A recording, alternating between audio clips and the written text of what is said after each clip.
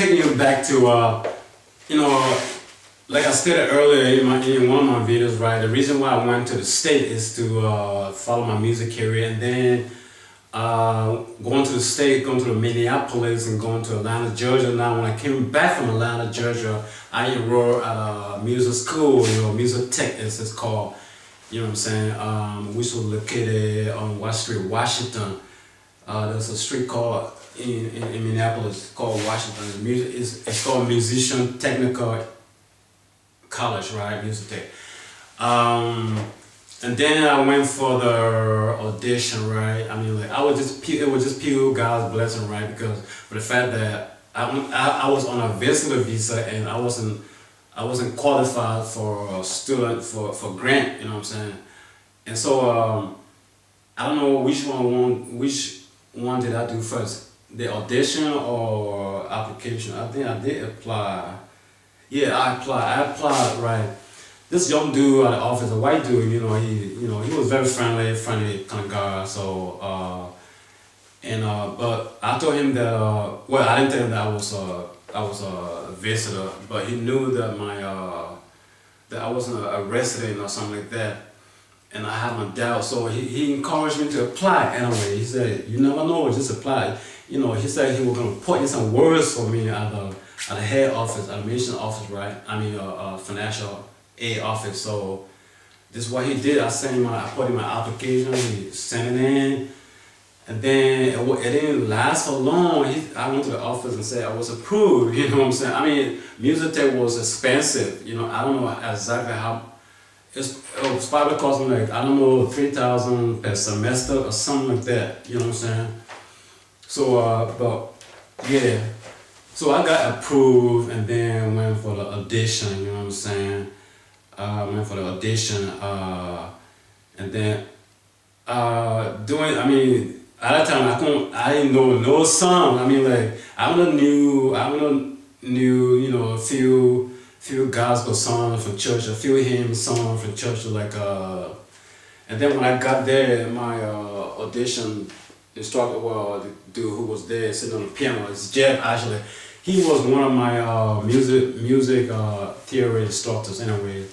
I have Steve as my music theory instructor, and then I have Jeff. Steve was more like the practical side of music theory. You know, he would you know, keyboard thing and guitar thing, because I was doing vocal and keyboard.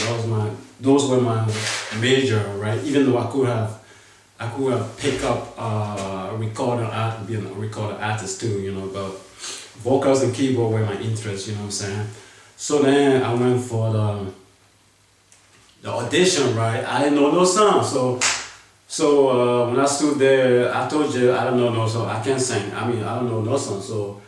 So I thought, and boom, and I thought about this one hymn called "When We Walk with the Lord."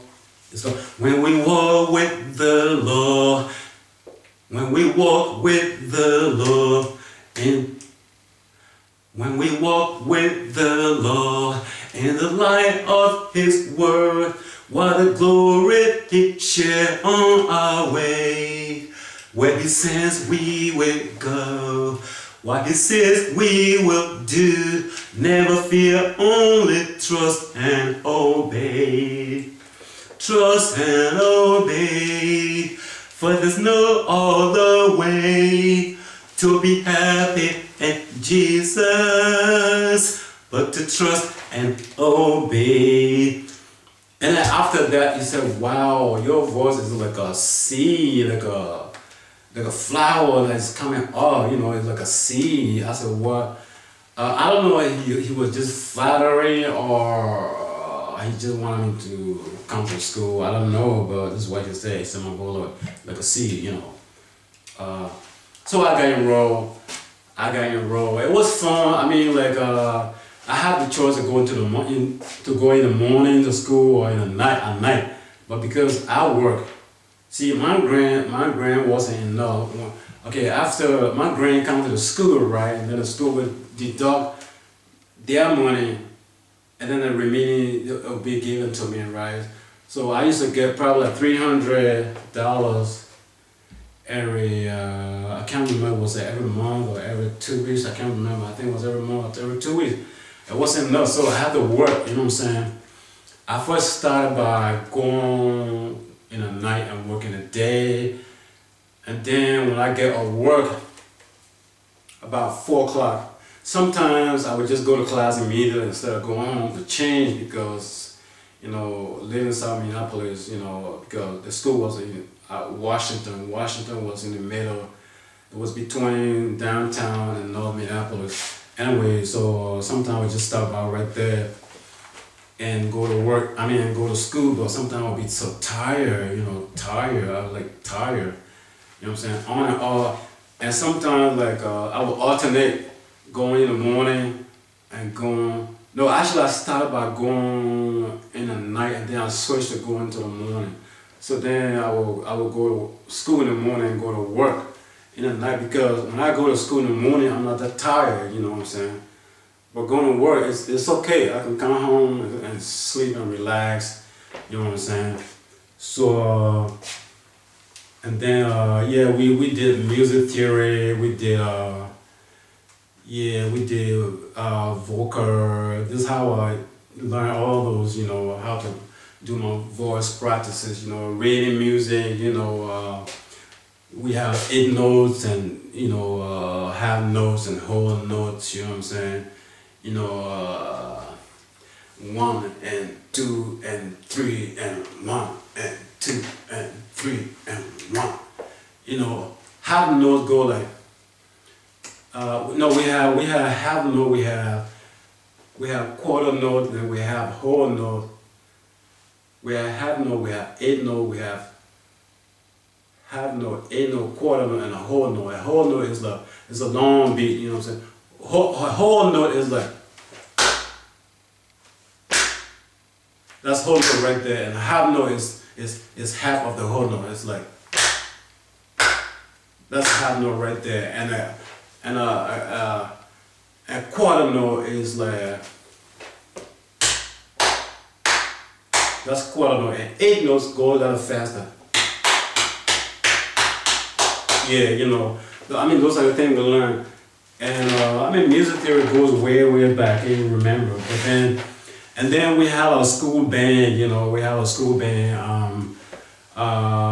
different school band on campus, you know what I'm saying. And this one white girl, I remember, I can't remember if it was in our music theory class or keyboard class, I can't remember. She was the only white girl in our class, and she had a tendency to flirt with us. There was another black dude and me. He was younger than me, you know what I'm saying? He was younger than me. And but this girl would flirt with us. He would flirt with he would flirt with me today, you know. We go here and there, like the other guy he doesn't exist, you know what I'm saying? And then, you know, we go here and there, be all over each other. And then the next day now, it will revert. It will go to the other guy. He should go to the other guy doing the same thing, you know what I'm saying? Like, I don't exist, you know. And then one time, I can't remember his name, but he and myself arranged that we agreed that, hey, this girl, she doesn't know who she wants, you know what I'm saying? She's just a player, so let's just ignore her. So this is what we did, we ignore her. She didn't know who she wanted, you know what I'm saying? You can't be doing that. Some girls are like that. I was doing this one telemarketing job in Toronto too, right? And this one other white girl too, she didn't know who she wanted. There was this one guy from the Caribbean too. They're always younger than me. They're always younger than me, and she'll be sitting down by the table like that. And then the dude would be sitting down right there, and I would be sitting down like in the middle kind of thing, right? And then she would be flirting with me, would be sending papers to each other, like writing, hey, you know, we do like that. I'll write something, and then she'll write it back. And then she would be talking to the other guy, like sign kind of way, you know, like throwing something to him too, you know. I said, damn, who do you want? Oh shit. She was like between us too, you know what I'm saying? God. Yeah, I'm music tech. So that was that, and then she didn't know what. And then we had a band on campus, right? We had a band on campus. So it was time for her. I was in band with this one dude and his wife. They were both black, and his wife. And then I happened to be the lead singer for us. You know what I'm saying? At that time, I was really into Alexander O'Neal. I don't know if you know him, but he's not in the market no more for the fact that they banned him, because of what he's doing. But anyway, I was into music so much, you know what I'm saying? In fact, when I started, I didn't know what started. At one point I was, because they did encourage us to, to sing along, to sing, put the music on, and if you know the words, just sing along with it. This is basically what I did until last year, so just, I was, when I was in Minneapolis, this is what I did, just copy the words. But at that time, little did I know that I can go to the internet and get the lyrics, you know what I'm saying? So what I used to do was, I used to listen to the word, I used to listen to the music, and then hear some words and stop the music and write the words down until the song is finished. This is what I did, and this is what I was doing.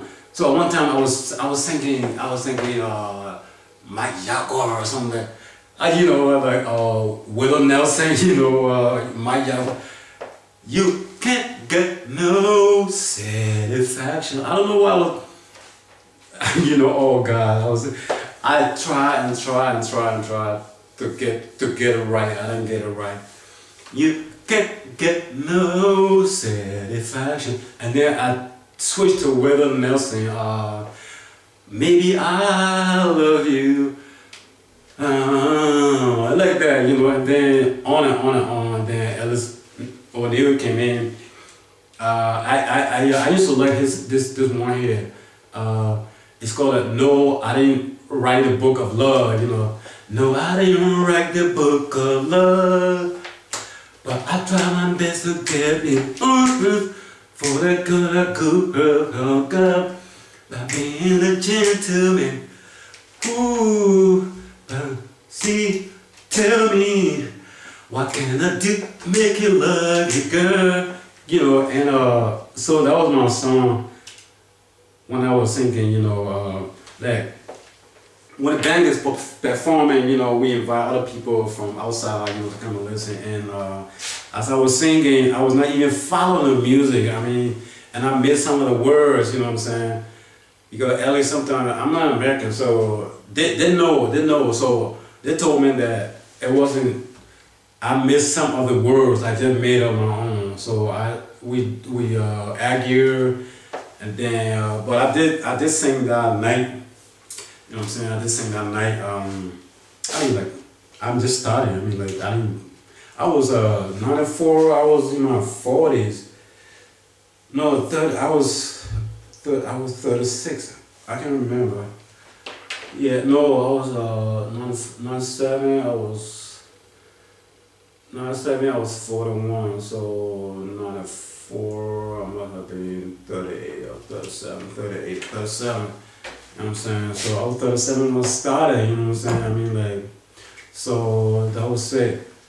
And then, but all of the time, what I didn't know was that in order to make a music or to make your own music, you don't have to be in a band. I didn't know that. I was always looking for a band to join.